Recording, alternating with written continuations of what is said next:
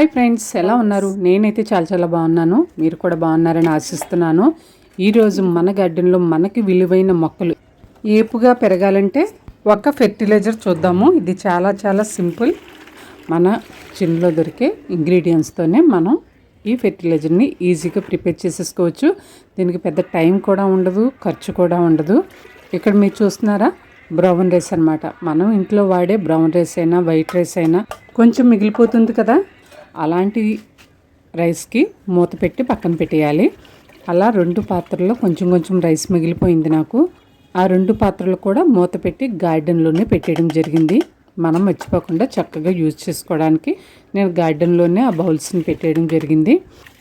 3 రోజులు గడిచిన తర్వాత మీరు చూస్తున్నారుగా, ఒక్కొక్క బౌల్లో ఒక్కొక్క మగ్గు నీళ్ళను వేసుకొని బాగా కలిపి ఒక బగీటుడు అంటే 10 లీటర్ల బగీటులో వడకట్టడం జరిగింది. పులిసిన అన్నం నీళ్లను 10 లీటర్ల బకెట్ నీళ్ళలో వేసాను అనమాట. ఆ తర్వాత ఆ మొత్తం నీళ్ళను బాగా మిక్స్ చేసిన తర్వాత మనం ఏపుగా ఏ మొక్కలు పెరగాలనుకుంటాం చెప్పండి. కరివేపాకు అయితే నాకైతే చాలా చాలా బుషీగా ఉంటే ఇష్టం. ప్లస్ ఆకుకూరలు ఏవైనా సరే. ఇప్పుడు నేను చూపించిన మొక్కలన్నీ జస్ట్ వేస్ట్ బాటిల్స్లో మాత్రమే పెంచాను, కానీ చూడటానికి ఎంత బుషీగా ఉన్నాయి చూడండి, చాలా పచ్చగా ఉన్నాయి. తర్వాత ఈ ఫ్లవర్స్ ప్లాంట్ చూసారు కదా, ఎంత చక్కగా ఉందో. ఇవన్నీ ఈ ఫెర్టిలైజర్తో ఎంత అందంగా ఉన్నాయి. మీరు కూడా ఫాలో అవ్వండి, చాలా ఈజీ. లెఫ్ట్ ఓవర్ రైస్ని మనం ఇలా ఫెర్టిలైజర్గా వాడుకోవచ్చు. చూస్తున్నారు కదా, ఎంత చక్కటి పూలు పూసాయి చూడండి, కేవలం చిన్న వేస్ట్ బాటిల్లో. ఎంత అందంగా ఉన్నాయి చూడండి. గార్డెన్ ఎంతో అందంగా కనిపిస్తుంది. అలాగే కరివేపాకు మొక్క, ఇంకా పుదీనా, కొత్తిమీర, ఇలాంటి ఏ మొక్కలు ఉన్నా సరే ఆకుకూర మొక్కలకి ఈ ఫెర్టిలైజర్ ఇవ్వచ్చు. చాలా ఏపుగా పెరుగుతాయి. మరి ట్రై చేయండి. ఈ కాయలు చూడండి ఎంత బాగున్నాయో, గ్రీన్గా, రెడ్డిష్గా, ఎల్లోగా చాలా చాలా బాగున్నాయి. అమ్మ వాళ్ళ ఇంట్లో మామిడికాయలు చూద్దాము. ఈ మ్యాంగో పేరు గోల్డెన్ మ్యాంగో. చాలా స్వీట్గా ఉంటాయి. Different sweet smell. కాయ పెద్దది ఉంటుంది, కొంచెం చిన్నది ఉంటుంది. పర్వాలేదు, ఇంటి దగ్గర పెంచుకుంటే చక్కగా పెరుగుతుంది. ఇంకా చెప్పాలంటే కాయలు ఎక్కువగా కాస్తాయి అన్నమాట. కాపు ఎక్కువగా ఉంటుంది ఈ సీడ్కి. మీకు కనుక ఈ సీడ్ దొరికితే ఖచ్చితంగా పెంచుకోండి. తక్కువ స్పేస్లోనే చిన్న చెట్టుకి ఎక్కువ కాయలు కాస్తుంది. అంటే ఈ మొక్క వేసిన తర్వాత ఎక్కువ కాలం మనం పెంచనవసరం లేదు. మొక్కకి వయసు తక్కువగా ఉన్నప్పుడే కాపు అనేది స్టార్ట్ అయిపోతుంది. ప్లస్ ఎక్కువగా కాస్తాయి అన్నమాట కాయలు కూడా. చూస్తున్నారు కదా, కాయ చూస్తే చాలా గట్టిగా ఉంటుంది, త్వరగా పాడైపోదు. అది దీని స్పెషల్. ఇలా పూర్తిగా రంగు వచ్చిన తర్వాత ఫ్రిడ్జ్లో పెట్టుకుంటే 15 నుంచి 20 రోజులు నిల్వ ఉంటాయి. అంత గట్టిగా ఉంటుంది ఈ కాయ. బెడ్రూమ్లో ఒకవైపు, బెడ్రూమ్లో మరొక వైపు ఇలా డోర్కి అటు ఇటు కావేయడం జరిగింది గడ్డితో. కింద గడ్డి, పైన గడ్డి, మధ్యలో కాయలు. చూస్తున్నారు కదా ఎంత కలర్ఫుల్గా ఉన్నాయో. చాలా చాలా బాగున్నాయండి. అందులో సొంత చెట్టు కాయలు కదా, చాలా అందంగానే కనిపిస్తాయి. టేస్ట్ మాత్రం ఖచ్చితంగా బాగుంటుంది. పులుపు అనేది చాలా తక్కువగా ఉంటుంది, అసలు ఉండదని చెప్పుకోవాలి. పచ్చికాయ ఎప్పుడు కూడా చక్కగా తినొచ్చు, పులుపు ఏమీ ఉండదు. ఇన్ని కాయలు కాసాయి చూడండి. అది కూడా 3 పెద్ద పెద్ద కొమ్మలు ఉంటే 2 కొమ్మలకి మొత్తం బయట వాళ్ళే ఖాళీ చేసేసారు. ఈ ఒక్క కొమ్మ స్లాబ్ పైకి ఉండడం వల్ల అన్ని కాయలు వచ్చాయి. లేకపోతే ఇంకో 2 అంతల కాయలు మనకు వచ్చినన్నమాట. మరి మీ ఇంట్లో కూడా మామిడి చెట్టు ఉందా? ఆ మామిడి చెట్టు పేరేటో తెలియచేయండి. ఎవరి ఇంట్లోనైనా సరే ఏదో ఒక పండ్ల చెట్టు ఉంటే ఆ ఇల్లు గ్రేట్ అని చెప్పుకోవచ్చు. ఆ చెట్టుతో 4 నెలలు గడిపేయచ్చండి. మరి ఏమి మైండ్లోకి రాకుండా ప్రశాంతంగా ఆ చెట్టుని చూస్తూనే మనం 4 నెలలు గడిపేయచ్చు అనమాట. అంత హ్యాపీగా ఉంటుంది. పండ్ల చెట్టు ఉంటే కొయ్యడం, పంచిపెట్టడం, ప్రొటెక్ట్ చేయడం చాలా స్ట్రైన్ అవ్వాల్సి కూడా ఉంటుంది.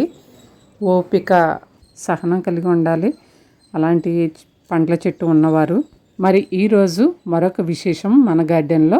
చూస్తున్నారు కదా, ఇవన్నీ మొక్కలు ఉన్నాయి, కానీ ఈ మొక్కల మధ్యలో పక్షి ఇలాగ రోజు అరుస్తుంటే మాకు అర్థం కాలేదు. 4-5 రోజుల నుంచి ఒక పక్షి మేము బయటకు వచ్చినప్పుడల్లా అరుస్తుందన్నమాట.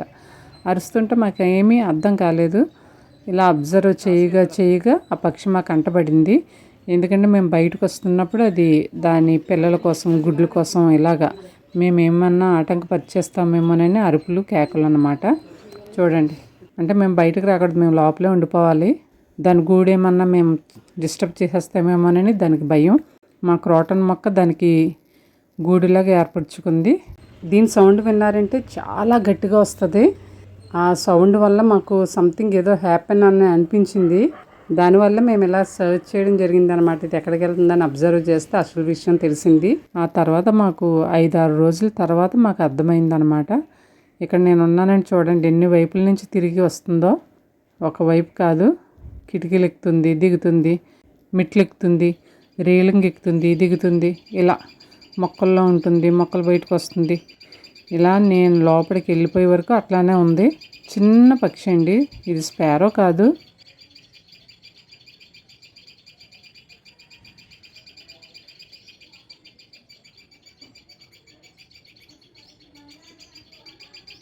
దీని పేరేంటో కూడా తెలీదు. తోక మాత్రం ఎర్రగా ఉంటుంది, తోక దగ్గర కొంచెం. ఇలా అరుపులే అరుపులు. ఆ అరుపులు వినలేమన్నమాట, అంత ఎక్కువగా అరుస్తుంది మేము బయట ఉండడం వల్ల. తర్వాత నేను నెమ్మదిగా చూడడం జరిగింది, అది వెళ్ళిపోయింది.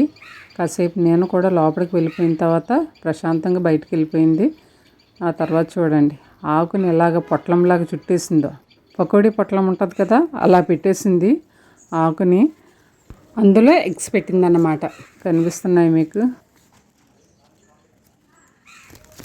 అందులోంచి బర్డ్ బయటకు వస్తుందండి. చూడండి, చిన్న బర్డ్ ఎగరలేక ఎగురుతుంది. మనం క్లియర్గా చూద్దాం అనుకున్నాం కానీ ఆ బేబీ బర్డే బయటకు వచ్చేసింది. ఇవి కొంచెం ఎగరడం వచ్చినా అందులో నెస్ట్లో ఉండవు, బయటకు వచ్చేస్తాయి. అందులో ఇంకొక ఎగ్ కూడా ఉంది నెస్ట్లో. గుమ్మం ముందే ఉన్న క్రాటన్ మొక్కలో గూడు పెట్టి ఆ గూడులో పుట్టిన పక్షి ఇది. ఎలా చూస్తుందో చూడండి. ఇది మన ఇంటి పక్షి. ఏదేమైనా మొక్కలు కంటిన్యూగా మన ఇంటి దగ్గర ఉంటే ఎప్పటికప్పుడు ఇలాంటి దృశ్యం అనేది మనం చూడొచ్చు. ఖచ్చితంగా పిచ్చుకలు కానీ ఏమైనా బర్డ్స్ కానీ గూడులు పెడతాయి. ఇది ఎంత బాగుందో చూడండి చూడడానికే. చాలా చిన్న పిల్ల, చాలా తీక్షగా చూస్తుంది, ఇప్పుడిప్పుడే ఎగురుతుంది. నాకైతే చాలా హ్యాపీగా ఉంది దాన్ని చూస్తున్నందుకు, మీకు చూపిస్తున్నందుకు. మరి ఇంకెందుకు ఆలస్యం, చక్కగా మీరు కూడా గార్డెనింగ్ చేయండి. గుమ్మం ముందు ఒక 2 మొక్కలు పెట్టుకోండి ఖచ్చితంగా. అది క్రాటన్ మొక్కలు అయితే, పెద్ద పెద్ద ఆకులు ఉన్న మొక్కలు అయితే ఇంకా మంచిది. ఆర్కే ఫార్మ్స్ లాంటివి కాకుండా ఇలాంటివి అయితే మంచిదన్నమాట. అవి ఖచ్చితంగా ఇలాంటి వాటిని చూజ్ చేసుకుంటాయి.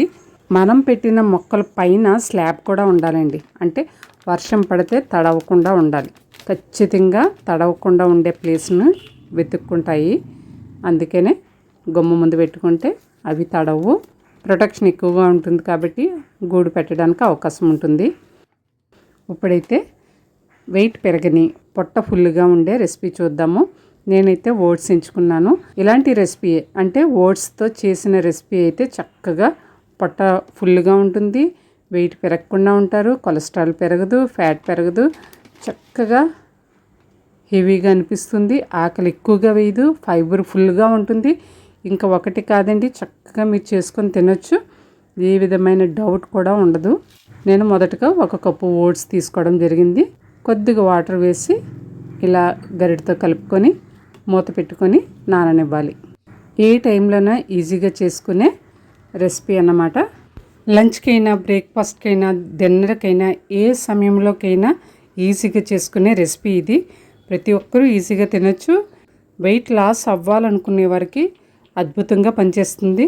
ఒక మెడిసిన్లా పనిచేస్తుందని చెప్పుకోవచ్చు.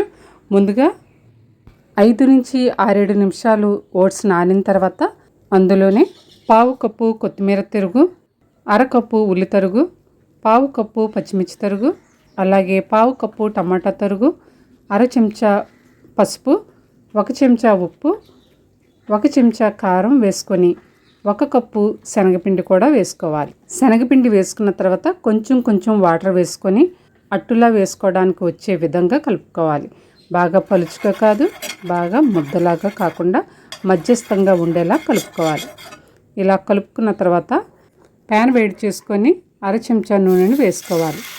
ఇప్పుడు గరిటతో ఓట్స్ మిశ్రమాన్ని కొంచెం కొంచెం వేసుకొని మీడియం సైజులో వేసుకోవాలి. ఇప్పుడు ఓట్స్ని మీడియం సైజులో వేసుకొని కొంచెం దలసరగా ఉండేటట్లు సెట్ చేసుకోవాలి. మూత పెట్టే ముందు మరొక 1/2 చెంచా నూనెను వేసుకొని మూత పెట్టుకోవాలి. ఇలా 7 నిమిషాల నుంచి 10 నిమిషాలు కుక్ అయిన తర్వాత మూత తీసి వెనక్కి తిప్పాలి. ఇలా కాల్చుకుంటే ఓట్స్ తింటున్నామన్న ఫీలింగే ఉండదండి. టమాటో, పచ్చిమిర్చి, ఉల్లిపాయలు, శనగపిండి చాలా కమ్మగా ఉంటుంది. పొట్ట కూడా ఫుల్గా ఉంటుంది. డైట్ చేస్తున్నామన్న ఫీలింగ్ ఉండదు, అన్నం తింటలేదన్న ఫీలింగ్ కూడా మనకు ఉండదు. తప్పకుండా ఇలా ట్రై చేయండి.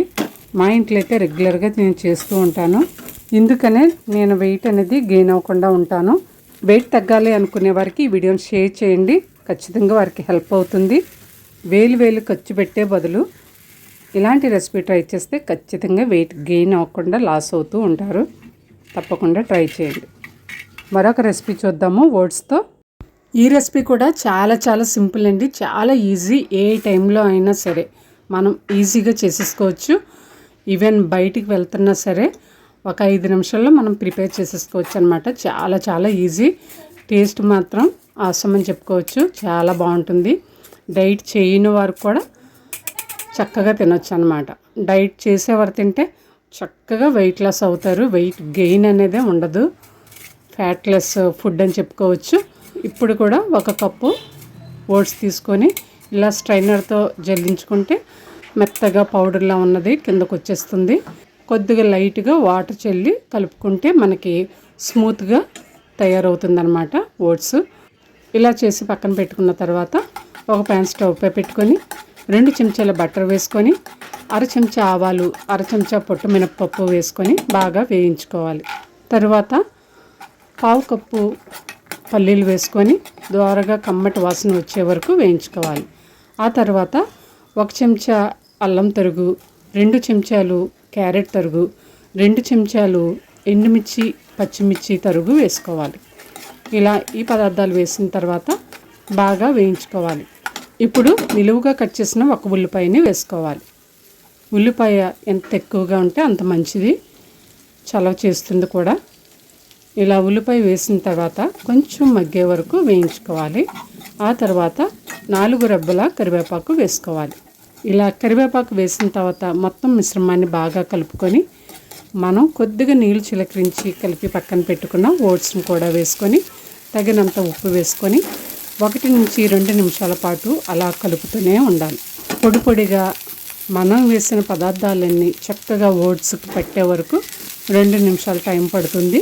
ఇలా సన్నని మంట పైన మగ్గనివ్వాలి. ఇలా మగ్గిన ఈ రెసిపీ తింటే చాలా టేస్టీగా ఉంటుందండి. ఎప్పుడు తినకపోతే ట్రై చేయండి. ఓట్స్తో ఇలా సింపుల్గా ఈ 2 రెసిపీలు మీకు వెయిట్ గెయిన్ అవ్వకుండా చేస్తాయి. అలాగే ఆకలి కూడా ఉండదు, పొట్ట ఫుల్గా ఉంటుంది. తక్కువ టైంలో ప్రిపేర్ చేసుకోవచ్చు. లో కాస్ట్ కూడా. వెయిట్ పెరగకుండా ఉండడానికి ఎన్నో వేలు ఖర్చు పెట్టి సరిగ్గా వెయిట్ తగ్గక తర్వాత బాధపడుతూ ఉంటారు. అలాంటి వాళ్ళు ఈసారి ఈ రెసిపీని ట్రై చేయండి. టిఫిన్స్లోకే కాదు, లంచ్కి, డిన్నర్కి కూడా ఈ 2 రెసిపీలు బాగా ఉపయోగపడతాయి. మరి తప్పకుండా ఫాలో అవుతారు కదా. మీ ఫీడ్బ్యాక్ని ఖచ్చితంగా తెలియచేయండి. మన గార్డెన్లో ఉన్న ఈ మొక్క చూడండి ఎంత అందంగా ఉందో. ఈ పువ్వులు అయితే 3-4 రోజుల వరకు ఎండిపోవు, గుత్తులు కాస్తూనే ఉంటాయి. ఎండాకాలంలో పూచే ఈ మొక్క చాలా చక్కగా చాలా అందంగా ఉంటుంది. మధ్యలో ఎల్లో కలర్ ఉండి అట్రాక్టివ్గా ఉంటుంది. మీకు చూడండి, ఇది వాటర్ని కూడా ఎక్కువగా తీసుకునే ప్లాంట్ కాదు. ఎక్కడైనా కనిపిస్తే చక్కగా మీరు పర్చేజ్ చేసుకొని తెచ్చుకోవచ్చు. గార్డెన్కి అందం ఎంత చక్కగా ఉందో చూడండి. పచ్చని ఆకులు, ఆ ఆకులు కూడా డిఫరెంట్ షేపుల్లో ఉంటాయి. మనం ముందుగా చెప్పుకున్న ఫెర్టిలైజరు ఈ మొక్కకు కూడా ఇవ్వడం జరిగింది. ఎంత చక్కగా పనిచేస్తుందో మీరే రిజల్ట్ చూడండి. అందుకనే చూపిస్తున్నాను ఈ మొక్కను. మీరు కూడా మిగిలిపోయిన అన్నాన్ని పులియబెట్టి చక్కగా వాటర్ మిక్స్ చేసి మొక్కలకి ఇవ్వండి. మంచి రిజల్ట్ అనేది మీకు కనిపిస్తుంది. సీజన్ అంతా పువ్వులు పూయాలంటే నేనైతే ఈ మొక్కను సెలెక్ట్ చేసుకోమని చెప్తాను. ఖచ్చితంగా మీరు కూడా ట్రై చేయండి. ఇలాంటి మొక్కకి కేర్ కూడా ఎక్కువగా చేయనవసరం లేదు. ఎక్కువగా ఊర్లు వెళ్ళేవాళ్ళు, క్యాంపులు వెళ్ళేవాళ్ళు ఇలాంటి మొక్కను చూస్ చేసుకుంటే మనకి స్ట్రెయిన్ అనేది చాలా తగ్గుతుంది. ఈరోజు నా బ్రేక్ఫాస్ట్ అయితే ఇది. ఇడ్లీ, దోశ ఇవన్నీ టేస్టీగా ఉంటాయి. అప్పుడప్పుడు ఇలా కూడా బ్రేక్ఫాస్ట్ ట్రై చేయండి. ఫ్యాట్ లేకుండా, కార్బోహైడ్రేట్స్ లేకుండా ఉంటుంది మీ డైట్ అనేది. ఇకపోతే